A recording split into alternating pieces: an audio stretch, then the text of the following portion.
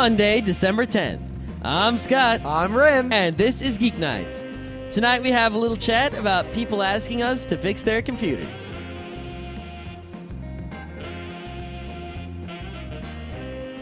Let's do this. Hello. Hello. Hello. No. I'm sure that'll give all our new listeners the best impression possible of our show. Oh, yeah. But Just yeah. a bunch of guys quoting a bunch of other guys who are much funnier. Oh, kind of like how we did at our panel. Maybe. We kept having these like Simpson seizures where we just start quoting things to each other. And Jojo, Shabadoo. Gabbo, and the audience, like half of them would be like, Simpsons, and the other half would be like, what? What? But and then you know who's going to be a Geeknights listener and who's not going to be.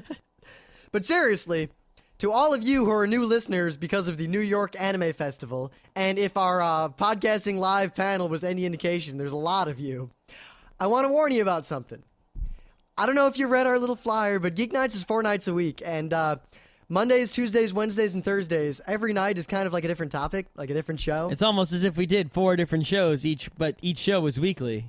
So, Monday night, tonight, the rest of the show, the show format is kind of straightforward. We talk about, we do some news in the beginning after our little, hey, Scott, how's your day going? My day's going fine. How about yours? Then we do some news, things of the day. You'll figure out what that is pretty quick, I hope. And then we talk about whatever the topic of the night is. Mondays are science and technology and Linux and neckbeards. So if you're, you were at the anime festival, presumably if you're a new person to the show, which means there's a chance you might not be interested in technology, but you're probably more likely to be interested in anime and such. So maybe you only want to listen to Wednesday. Maybe you do want to listen to Monday. Yeah, but just so you know, and so you don't, hear us talking about neckbeards and Linux and think, I thought they were doing anime. Why were they at the New York Anime Festival? Mondays, Linux and all that. Tuesdays might be up your alley. It's video games, video games, board games, German board games, role-playing games, Gigawing, and such. Wednesdays are the night you care about, anime, manga, comics. It's the number 1 or 2 anime podcast in the world. Who knows? Well, at least in the English-speaking world. Who knows? I assume there's some Japanese podcast about anime that's just awesome. There's no way to know. With those web stats, there could be 1 million listeners to, Joey Jojo's anime podcast that one knows about. I'm pretty sure I know who the top 5 or 6 anime podcasts are. And I got to say, after the top 3 or 4, it's a sharp decline. Well, that's for certain. And Thursdays, well, if you want to hear us argue about things, that's probably when you want to listen. Yeah, because usually that's also the day where we can't think of anything to talk about, and we just go doop-a-doop-a-doop-a-doop-a-doop. So if you thought we were, hot and awesome at the Anime Con, and you want to hear some anime episodes, go to our website, www.frontrowcrew.com. I'm assuming you got there because you're here listening. And to all of our normal listeners, sorry we got to go through all this, but... We'll only be this week. Next week, we'll stop talking about this bullshit. Yeah, at least until we go to another con in February. Yeah, that's all right. But, you know that all our archives are on the website. It's just MP3s. You can just download them. And in the iTunes or whatever feeds, the RSS, they're all in there. And I'm sorry, people with dial-up. Yeah. You basically can't listen to podcasts if you have dial-up. Well, not yet. I mean, I'm kind of thinking about making a dial-up / low bandwidth feed. So I guess for all of you out there, if you think that would in any way be of interest to you or anyone you know, let me know. It wouldn't take that much effort for me to make an extra, 8 megabyte. How would we put it in a separate feed, though? I got some ideas. All right. Right. So, in the news, I'll let Scott go first. Oh, okay. Well, I basically have all tech things of the day and no tech news. So I'm just like, But fortuitously, we acquired an item that we've been looking for a long time, and Scott is probably the biggest person in terms of getting this done. Well, basically, we have in our living room the TV, and it's the only TV in the house, but it doesn't actually get television. It just... Well, what? It's got a Wii and a Mac hooked up to it. It has a Wii and a Mac Mini connected to it. The only thing is that the speakers on the TV are not so great. I mean, they're fine for sitting there playing video games. They're fine for sitting there, listening to music or watching a movie. But very often, I would find myself, say, cooking in the kitchen, wanting to listen to some music, And TV speakers, not cutting it. Nah. Plus, the worst thing, before that, we did have hooked up to the TV. You know, you go to like Best Buy and you see those stereo systems that they sell to a punk kid to put in his room. It's like a gigantic stereo with 2 speakers coming off of it. Yeah, it's like a boombox, but on crack, and you can't actually move it. You just sort of put it on like your dresser or on a shelf, and it just works from. And you can also like bring it to the beach or whatever. I had one of those from when I was in, like middle school. I have one of those. It's still in my room in my So it was parents' hooked house. up to our TV for the longest time until, one day Scott knocked it over, and then Kate knocked it over another day, and one thing led to Well, another. that's because you put it on this precarious thing, which is much smaller than it. Yeah, I guess I'll admit it wasn't too stable. I mean, if someone kicks it as hard as they can, I think it's gonna fall over no matter what I do. You're to kidding? If a breeze of wind blew in the wrong direction, that thing would fall over. You know, it did fine. You for like a month. you can't put a vase like balancing on top of a pyramid and then blame someone if they knock it off. But it was a stereo on top of a milk crate against the wall. A very small milk crate balanced precariously on top of another It wasn't small milk crate. precarious at all. It was You very just- precarious. You just for some It reason wobbled back and forth with like Yes, the- yeah, I'll admit it wobbled when you kicked it. No, it was. Plus, it was directly at the foot of my bed where my feet go. Suffice to say, that stereo is no more. It has ceased to be. I think it still had some CDs in it when I threw it away. It has gone to meet its maker. The worst thing, the best part about that stereo, it had a CD changer, which back in when I was in middle school was like the hot shit. If you hadn't nailed it to the milk crate, it'd be pushed up. But it stopped working one day. Like it was this cartridge-based thing, like it had cartridges inside of it. As I found out when I smashed it open one day to throw it away. You know, whenever you throw away technology, you smash it open first. It's just what you do. But Especially technology, we have no idea what the hell's inside. I mean, a computer, I know it's inside. A CD changer? Who knows how the hell that thing moves those CDs around? It's I was magic. kind of surprised. It was a lot less robust than I'd expected. But then again, I shouldn't have expected much because it hadn't worked for like 3 years. Yeah. But that's the thing. It hadn't worked for like 3 years. Like one day it just stopped working. And anytime I hit the button, it would like chug, chug, chug inside and nothing would happen. And I had a couple CDs in there I couldn't get out and I couldn't get more CDs in. So Whatever. It was the day of MP3s. We didn't give a shit. But the thing is, we used it and we left one of our friends home one day. She was sick while the rest of us went out to get Japanese food. And she calls me and she's like, yeah, I put a CD in your stereo and now it won't play and it won't come out. And I'm like, wait a minute, what stereo? We don't have a stereo. Oh, the one in your living room. How the hell did you get a CD in that thing? It wouldn't come out, that's for sure. Somehow she got it to take a CD. Yeah. Magic, I guess. But yeah, it's gone. And the TV speakers weren't cutting it. No. So we're sitting here, and what are our options for TV speakers, right? Well, we could go and get some crazy surround sound thing, but what the hell's the point of that? See, now we did a show about that before, and I guess I should clarify that there's nothing wrong with surround sound. I think it's pretty cool, but for our house and the kind of things we do in our house, it's not worth the time and the effort and the our money. incredibly poor acoustic living room. Yes, there is, suffice to say, I said that phrase a lot of times so far. You say it a million times every show. I do. There Mr. is, Mr. Suffice. shall we say, Suffice to say, Rim says suffice to say a lot. if I may, there's an echo in our living room as it is. We don't need 5 speakers echoing. No. Basically, all we needed was some speakers that would be loud enough to where you could hear them in the next room and also maybe be a little better than the TV ones, for a movie or whatever. Now, every receiver we looked at was, even if we were only going to use it with 2 speakers, was a monstrosity. It was bigger than everything hooked up to our TV combined. I got my dad's old receiver because he got a new one, right? And the thing is huge. Remember, under our television is a Mac Mini and a Wii, 2 very small things. The receiver would have been bigger than both of those combined. Would have been bigger than it's as big as 8 Mac Minis, maybe. No, It's as big as 2 or 3 Ataris. it's as wide as 9 Wiis. It's almost as big as your mom. It's huge. It's like 2 VCRs stacked on top of each other. It's ginormous.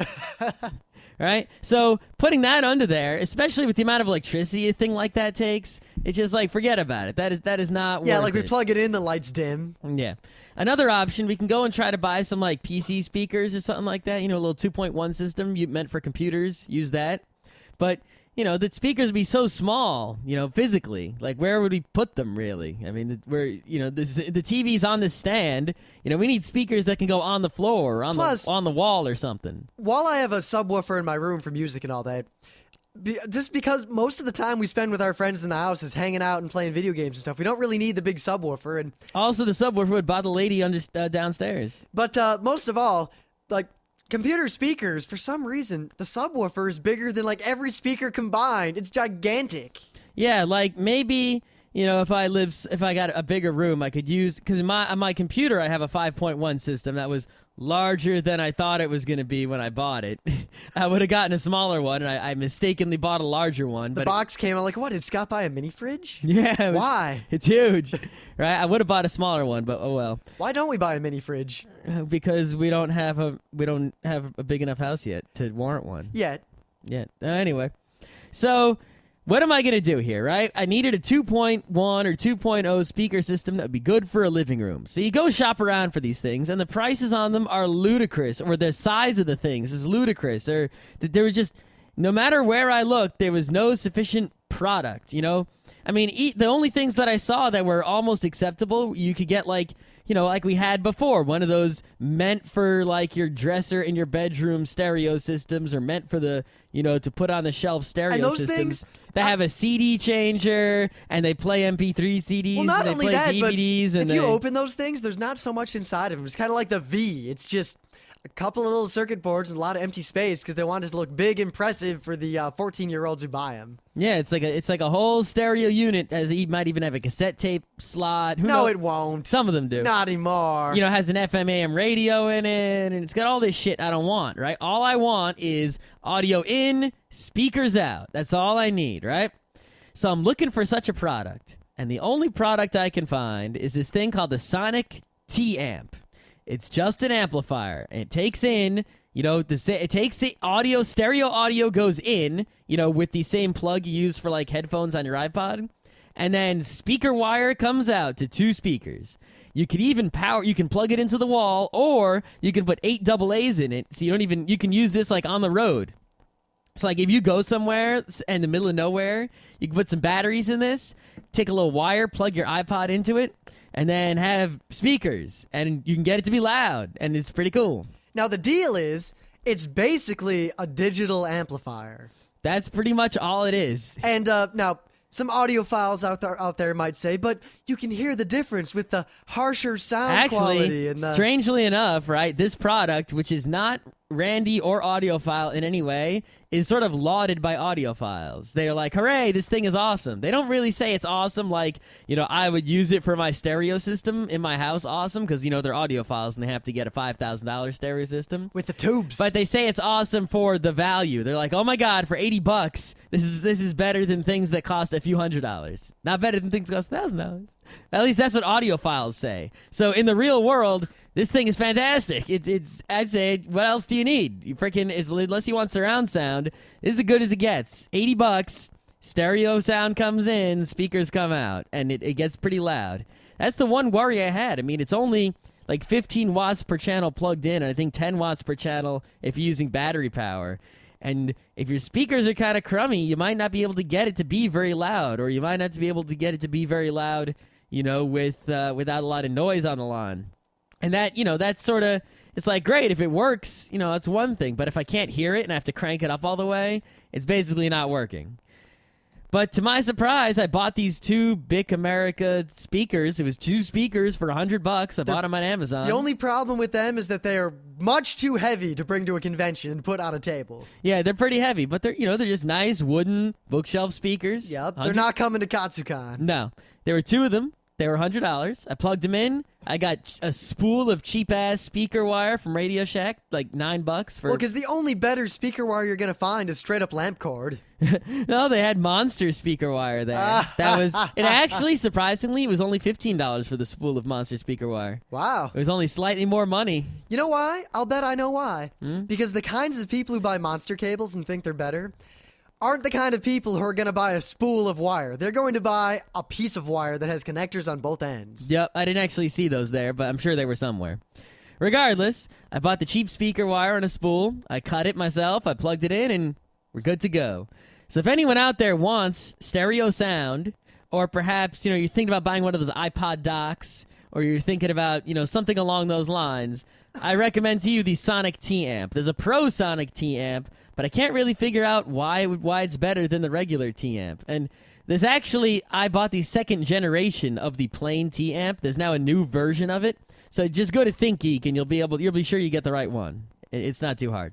So, I was reading law.com the other day. Law.com, you say? Well, actually, I was reading Slashdot and they linked to law.com. Not GrokLaw.com? No, I've never been to law.com before. All right. But the articles like this come up pretty regularly. It's like every year, maybe every half year, depending on what's going on. An article will pop up somewhere talking about how people write stuff in email and they forget that other people might have a copy of it. Gasp. But this is talking about, it's basically general counsels talking to, employees and people and saying, all right, listen, if you send something in an email, there's a record of it. Don't say incriminating things if you're going to be in a lawsuit. And it goes on, and I don't know, this really kind of bothers me that even to this day, I mean, email has been around for a long time, but a lot of people just, when it comes to electronic communication, don't seem to get it. Like, they don't seem to just quite understand the fact that if you put something on a computer, it's pretty much there forever. Especially if it's on someone else's computer, too. Especially if someone wants it to be around forever. Like if you're at a business where they want everything to be around forever, or where there's some sort of server that's keeping everything around forever. Yep. Though I think the worst thing is kind of tangentially related to this, but there's been a lot of stories of late about congressmen or various companies, oh, we lost all the emails, so I'm sorry we can't give it to you.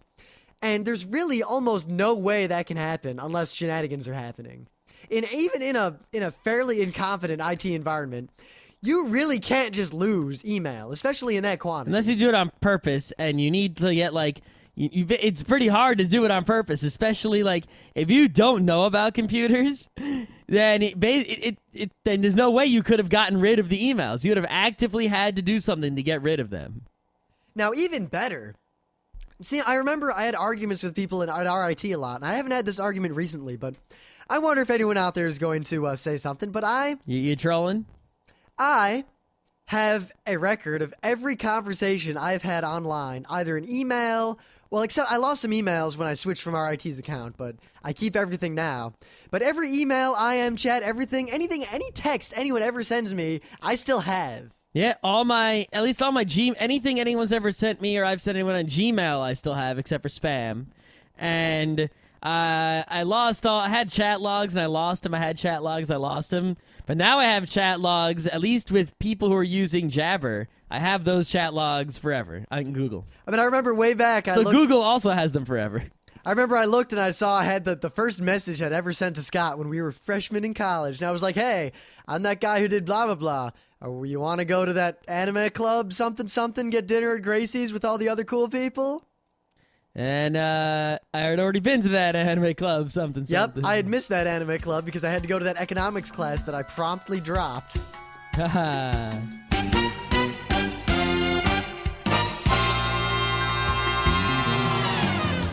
But enough of that. I don't really have much more insightful to say about email, and it is time for Things of the Day. Oh, crap. You got a good one? Actually, I think I do. I came across this kind of randomly, but it's pictures of people and other things, but the first two are people, made of people, and that's not so special. There's been a lot of times where someone gets a bunch of people together to make a shape or something, takes a picture of it. These are from World War I, like 1915, 1917 era. And they're super old, and it's kind of cool to look at. One, everyone looks really kind of sad and frumpy in these pictures, but that's how you'd be if you were in World War I. Yeah, at the same time, it's really kind of fascinating to look at these things. They're very nationalistic and very, I don't know. Check them out, and I'm not sure exactly what I have to say about them beyond that, other than it's kind of interesting to look back in time and see. People thought of this a long time ago, and well, people thinking of things a long time ago has never surprised me because people are still doing it today, and it's still kind of cool. Yeah. But a lot of people look really kind of in these pictures. They're being forced to do it because they were in some sort of army. I think they're all U.S. Army folks. I didn't read the full story, but these are some old pictures, and some of them are pretty well done. As in, I've seen a lot of crowds doing things like this today that did a much worse job. Yep. All right, speaking of military actions, you know how sometimes there's something you don't know a lot about, but you see it and you know that it's somewhat, you know that it's awesome and special, but you don't know enough to explain why? Uh-huh. Like, you don't know anything about painting, but you see a painting and you know that's like one of the best paintings there is, but you don't know any words or, you can't tell someone why because you never studied art, something like that? Nah. Well, basically, that's what my thing of the day is. I don't know anything about fighter jets whatsoever, except they fly and they have jets and they can shoot missiles and they have guns sometimes, and sometimes one person flies it and sometimes two people. But this is some Russian jet called the Su-30MK, and I'm watching videos of this thing flying, and here's a whole bunch of them here. And from what I can read and my limited understanding of it, this is pretty much the most capable flying machine ever created, and it's pretty amazing. And one of these videos is funny because it shows them blowing one of them up by accident because they scraped the ground during like a French air show or something. But did the guy eject? Yeah, it's pretty funny watching them eject. But because they're so close to the ground when they eject, it's okay. But the other videos actually show the thing flying, and in one of the videos, it flies around with like these red smoke coming out of the wing tips. That way, I guess if you're down on the ground, you can sort of tell how it's moving based on the red smoke and whatnot. Also, it looks cool. Yeah, also it looks cool, and this thing can fly in ways that remind me only of the Valkyries from Macross. I was about to ask if you were going to say something about Macross. Perhaps. It also, from what I understand, I'm not sure if I'm correct, this thing flies the same way the Valkyries and Macross fly. It's got the two jets that point backwards and the things that aim the jet whatnot. So it looks like it's basically... Oh, you mean thrust vectoring? Yes. That's been around in fighter jets for a long time, Scott. Well, anyway, most fighter jets use thrust vectoring. Well, anyway, this one is better than any other one, supposedly. At least anyone that's not secret that you can watch videos of on the internet. Right. So, I'm not sure. I think we did a show similar to this before. I'm going to search right now. But we're going to take a slightly different tack here. But a lot of you out there may or may not be technology people or, like the local Linux guy or the guy who your friends all think, oh, he knows about computers. But a lot of people ask us personally to fix their computers for them. And it's a little bit not so easy. Yeah. I mean, really? I mean, this is that old stereotype of, I will not fix your computer for you. Do not ask the computer guy to fix your computer. The Bafa, the bastard operator from hell, which if you don't know who the bastard operator from hell is, I suggest you look for that. I'll make it my thing of the day in the future. Yeah, maybe it should have been. Yeah, well, the thing is, I assume everyone's read that. I mean, I read that when I was in, middle school. Yeah, I don't remember when I read it, but I read it. I didn't even know about computers, but I understood. Yep. Anyway. So yeah, I haven't found any old episode of us talking about this. So let's just go with it, and even if we've talked about it before, it was so long ago, it had to be one of the earliest episodes. It's good enough to do a recap on. Well, the thing that happens the most, I think this is the interesting part for me, is that a lot of people will ask me, or, people who are IT or CS professionals, like, hey, I got a computer problem, can you fix it? And they always seem amazed that usually we can't fix it. Or that they're like, man, you're a computer guy. How come you don't know how to do X? And I think there's a lot of reasons for that. Shall we get into all the reasons? Okay. Reason number one that I have is that people just have a problem where there may be a fix, but the fix is sort of not possible or not satisfactory or not complete or, it's not what they want. For example... Hey, I got my computer full of viruses. Can you restore it to new? They're assuming that it can be restored to like new. It's like, no, pretty much it would take me, if that was possible, right? It's like, what's the most you can do? You can run some antivirus, you can run some spywares and adware removers. Or I could spend 4 hours backing everything you have up and then reinstalling Windows and then installing all the patches, scanning everything that I took off your computer, putting it all back on. In that amount of time, well, not in that amount of time, I'm not going to do it. I don't have 4 hours to kill. Yeah, and it's like that's not really a satisfactory solution because it's like, you got to back up all this stuff, or maybe a lot of the stuff is lost, It's like, hey, my engine seized. Can you fix my car? Like, yes, technically I can if I'm a mechanic. Am I going to replace your entire engine? Yes, wonderful, great, yeah. I guess it's just that a lot of people expect computer people to be able to work miracles. Like, their expectations are a lot higher than what the reality is. Yep. That's definitely what. And also, the other problem is a lot of people. The problem I encounter the most is that even if someone has a fixable problem, is they cannot effectively communicate the problem. And I'm pretty sure we did talk about this on a show before. I think we did, so we don't need to go into detail. But if someone messages me and says, "My Ubuntu broke," my question is, my answer is, well, that sucks. Yeah. Fix it for me. I mean, you have to in order for me to accurately figure out what exactly is wrong with your computer and exactly how to fix it, I need incredibly detailed information. I mean, I need to know like the exact like models and names of your hardware, exactly how they're configured, lots and lots of configuration options in your operating system and your software, and what software you have installed. And most people don't know these pieces of information. If they knew those pieces of information, then it's likely they'd be able to fix the problems themselves, and they wouldn't need computer people because they'd be computer people. So now, this does present a very big problem in that how is someone who doesn't know about computers, because not everyone knows about computers, going to get their computer repaired because they can't communicate the problem effectively, and as a result, anyone who knows how to fix it is not willing to spend the time it would take to diagnose the problem on their own for free. You pretty much have to go to one of those places where you pay someone, you give them the computer so they can figure it out, because I can figure out the problem if I have hands-on access, no matter what, and pay the money, because it's not going to be worth their time otherwise. But even then, there's also another problem where a lot of times people will ask me how to do something with a computer. Like, how do I do this? Or how can I make this work? Or, like, this was broken. How can I fix it? And I really don't know the answer.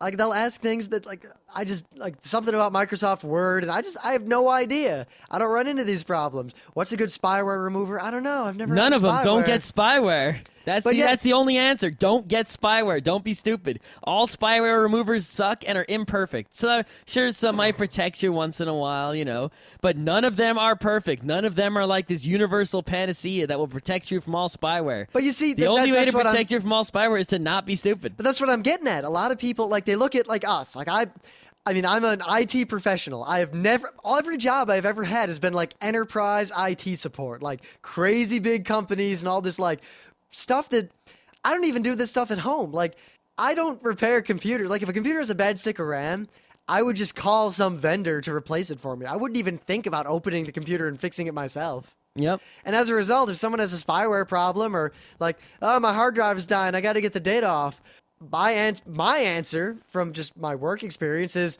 well, you should have had a RAID 5. Just replace one of those 10,000 RPM SCSIs. There's a pile of them in the back. Yeah. It's kind of like how... Here's a good analogy. A lot of times people say, like, oh, people who use calculators in school will never, like, they won't be able to do the basic stuff anymore. Or they'll be dumb about math. They won't be able to add. But at the same time, having a calculator means you can attack very difficult problems that might have otherwise been beyond human ability. Or beyond the time it would take for someone to calculate these things.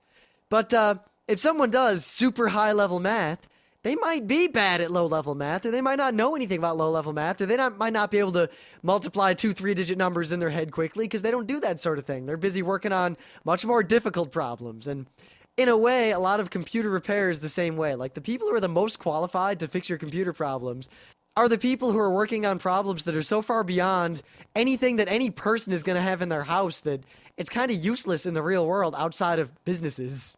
And here's the other thing, right? So, okay, you have a problem with your computer. Let's say it's a tricky problem, it's something that's going to require some knowledge to fix, right? So you take it to the local computer place, and you're gonna pay someone whose job it is to fix it, right? Like you do with your car. If my car makes a weird noise, I can pretty much look and see if there's a potato in the exhaust pipe. And then I can look under the hood and make sure nothing crawled up in there and died. Right. And beyond that, I got to pay someone whatever they ask to fix it for me because I don't know. Yep. But now look at the world of mechanics, right? Car mechanics, because we keep using them because they're like the greatest analogy. There are mechanics of all shapes and sizes, from everything from the guy who fixes cars at the local gas station to the guy who, engineers at Formula One, right? There's a full range. But there's a large number of mechanics in the world, enough that there's demand for mechanics with great skill and demand for mechanics with medium skill and demand for mechanics with low skill. I mean, to kind of put that into very sharp relief, my car is kind of old. It's like a 98 Sunfire, and it runs okay, barely. I put a lot of miles on that thing, and the front shocks are pretty much completely shot. When it had some problems about a year ago, I didn't want to spend money on it. I pretty much just wanted the car to keep going, barely. So I found a crappy mechanic who didn't charge much and did just enough to make the car keep going. Yep. And there is also a supply. There's a supply and a demand of mechanics of all levels of skill. With computers, there is a supply of high-level people, and there's a supply of low-level people. But the problem is there is a demand. The demand and the supply do not quite match up. And what ends up happening is you have this demand of home computers that need fixing. And the only people who are really qualified to really fix them are people who are getting paid a lot more money a year to do things like programming or network engineering or something like that. And, because, they're doing much bigger things and they happen to know how to fix desktops because it's sort of a prerequisite knowledge.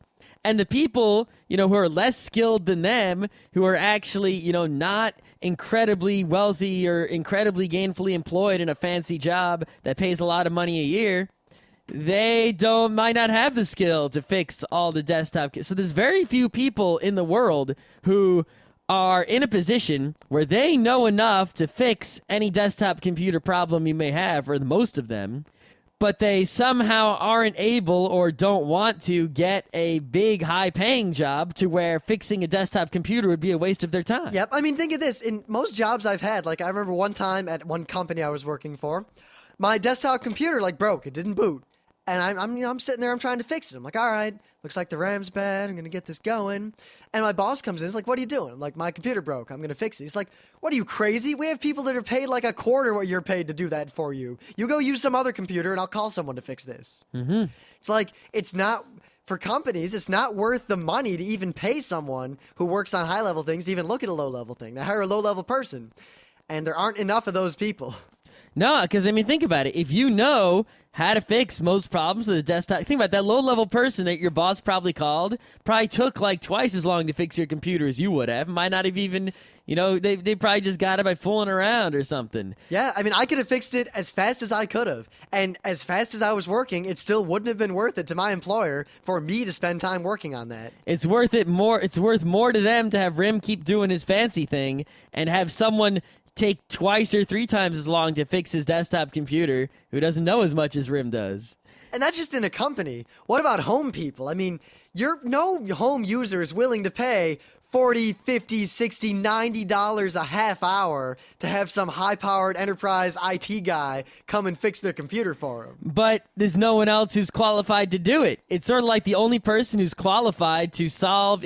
Imagine if everyone was driving F1 cars, and the only people qualified to fix them were these F1 mechanics. And there weren't so many of them, and they were all working for Formula One, getting paid hundreds of millions of dollars. So what are all these normal people who have F1 cars? What are they going to do when their F1 cars break? They're SOL. Yep. They could have someone who's kind of crappy try to fix it and do a shitty job for a little bit of money, but that's never going to be a perfect solution. You're going to have to just give up eventually. And this is why I think we're seeing a lot of people, when they get spyware on their computer, they just throw it out and buy a new one. And computers are kind of cheap. It's almost not a bad idea as long as, someone smart can rescue that computer from the trash because nothing wrong with it. Yep. Of course, the easier way, instead of throwing it out, just convince it, go to someone and say, yeah, for $100, I'll fix your computer. And then just, reinstall Windows and give it back to them. Yep. That's the problem, though, is, the solution, fixing your car, right, is if your car breaks, what's the solution? Get it to drive again. It's not like you'll ever have a problem where I get your car to drive again, but now your air conditioning's broke. You have to choose one or the other. But with your computer, sometimes it can happen where, I can get your computer to work again, but you're going to lose all your Word documents. That's the only, it's a choice you're going to have to make. And that sort of compromise is sort of like, it's like you're screwed. There's a point at which you're just SOL. There's nothing you can do to get it to be perfect. Well, It's no perfect fix. It's not possible. I think or at the it's same not time, worth anyone's time, money, or effort to implement a perfect fix if it is possible. a lot of people, I think we said this before, so I'm not going to dwell on it, but a lot of people, they think about their car and they kind of, owning a car, the cost of periodic repairs and oil change and maintenance and all those things is kind of assumed. Like, they know they got to take it to get an oil change periodically, and they got to pay someone to do it. But they take it to get an oil change, and they pay someone else to do it. That's what I'm saying. But when it comes to computers, people don't have the same perception. They buy a computer, and they don't think about the fact that someone has to, effectively change the oil periodically and do routine maintenance on it. Well, you don't really need to change the oil so much. You just need to not screw it up. It's like it's like a car just in its natural use. Even if you drive it nicely and carefully and you're good to it, and you warm it up and you drive very nicely. You don't need to warm up modern cars. No, but it's gonna need an oil change just because of wear and tear. A computer doesn't get worn and torn unless you specifically do things with the computer that break down the system, like installing shitty software or configuring something poorly. Or even little things like not organizing your files. I mean, I would say that's kind of the difference, is that computers require a lot of proactive maintenance as opposed to reactive maintenance like on a car. I don't really consider it proactive maintenance, more as not smashing it with a hammer. Well, you have to really just kind of be careful. But that's with it. only if you know. If you don't know, I mean, when I got my first computer, 486, I broke that thing on a daily basis, but there was no one to fix it for me, so I fixed it myself, and I learned how to fix it. Well, that's sort of a take the clock apart and put it back together method of learning, more than a breaking by accident. I mean, I hate to say it, but I think I do actually have a solution to this whole problem, and I think just society is changing rapidly. I mean, the computers and the internet, I think, are going to be I think they already have had as much of an effect as the Industrial Revolution, and it's only getting faster. Not, like, maybe this last generation will be the last one, but starting with the next generation, like people who are kids today, being computer illiterate or not having just the most basic of computer skills is going to be the same as being completely illiterate in the future world. I think society... think about right now what it's like for a person who can't read or write to live and not read or write any specific language. It's one thing to come to the U.S. and speak only Spanish and something. That we're talking about. Or when I started my new job and I'm all Python and they're all Perl. Yeah. But I'm talking about someone who cannot read or write any language. Think about what their life is like and how hard it is. They can't get a job. They can't even do work at McDonald's, right? They basically they're incapable of functioning within society above the lowest levels. That's what it's going to be like for someone who doesn't know how to use. In a few years, someone who doesn't know how to use a computer is going to have that same trouble. They're not going to be able to do anything or interact with society above the lowest levels. They're not going to be able to get any job. They're not going to be able to do anything meaningful, or nothing they do will be worthwhile. They'll be a useless person that won't be able to do anything productive, won't be able to earn money, won't be able to conduct business in any way until they learn. And it's going to suck for those people. And I think in the end, this problem is only going to solve itself just by the general public having a basic understanding of how computers work. Yeah, I mean, that's the one thing with cars is because of the way cars are, I mean, you do need a car, at least in the U.S., in most parts of it anyway, outside of, incredibly densely populated urban areas where there is public transportation. Yeah, even though there should be more public transportation. That's a separate show episode, yeah. that we should do. Man, we are the separate show. Talk about Roger Rabbit. Yep. And Cloverleaf. But yeah, you need a car, but you don't need to know how to take care of a car because you set up this sort of infrastructure. But then again, at the same time, cars. I think the analogy can kind of work. There is no imaginable infrastructure we can set up around personal computers to where people wouldn't have to know anything about them. I think we could if there were just a slightly higher basic understanding. Like, the way computers are now would be, imagine if, people know how to drive cars generally before they were allowed to drive cars. Imagine if, the average person didn't know you had to get oil changes, and didn't know that you had to use a turn signal, and had never heard of a headlight, and didn't realize that you have to close the door to the car after you get into it before you start driving. And, people just driving backwards because, like, their mom did it that way and they don't know better, so they do it that way too. And that's what the computer world is like now. And computer repairmen have to deal with that sort of thing the same way that mechanics would have to deal with no one in America knowing that they have to change their oil and engines seizing up. Yeah.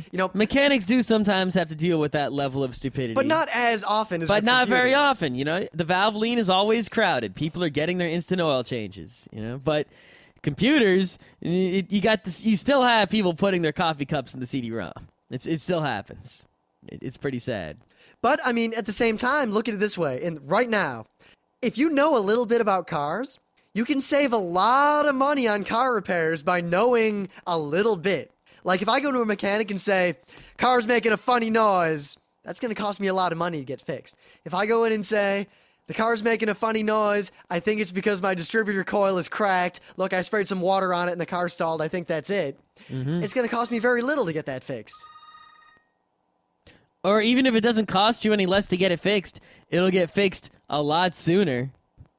All right, I think we've ranted about that enough. I hope we didn't do a show about this in the past, but I don't think we'll need to do one again in the near future. No, it just keeps coming up lately because, there's more and more people, asking, at least lately, like, hey, fix... I guess it happens in the holiday season when families get together and, people, like...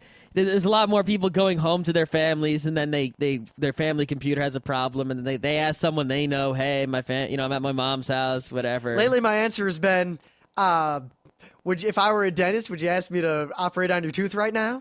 Yeah, my uncle's a dentist, and, sometimes, people don't ask him to operate on the tooth right now, but they'll say, hey, I've been having a whatever, and he'll say, what he always says? Make an appointment? Make an appointment. I'll take a look at it. I would, however, trade services. I mean, if I knew a mechanic, and it was like, I'll fix your computer, you fix my car. Yeah, I'm happy to fix someone's computer. The problem, the problems are when they... Well, the problem is opportunity cost. Yeah, opportunity cost, and can I actually fix it, and how long is it going to take, and am I just, if it's going to take, if it's possible, let's say you have a problem, it's possible to fix perfectly. And that'll take 6 hours. Reinstalling Windows takes 1 hour. Installing Ubuntu takes 30 minutes. I'm not going to spend the 5 hours, even though it's possible. Find someone else. Forget it. It's not happening. All right. I think we're done for tonight. I'm still kind of wrecked from the New York Anime Festival. Yeah, I'm pretty wrecked too. I gotta go. Which, by the way, if anyone is still listening and cares, we will be talking about that extensively on Wednesday and possibly on Thursday too.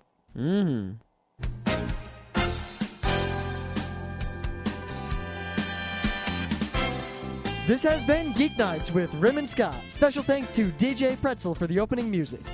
Be sure to visit our website at www.frontrowcrew.com, where you'll find show notes, links, our awesome forum, a link to our Frapper map, and links to all the RSS feeds. We say feeds plural because Geek Nights airs 4 nights a week, covering 4 different brands of geekery. Mondays are science and technology. Tuesdays, we have video games, board games, and RPGs. Wednesdays are anime, manga, comic nights. And Thursdays are the catch-alls for various rants and tomfoolery. You can send us feedback by email to geeknights@frontrowcrew.com. Or you can send audio feedback via Odeo. Just click the link that says Send Me an Odeo on the right side of our website.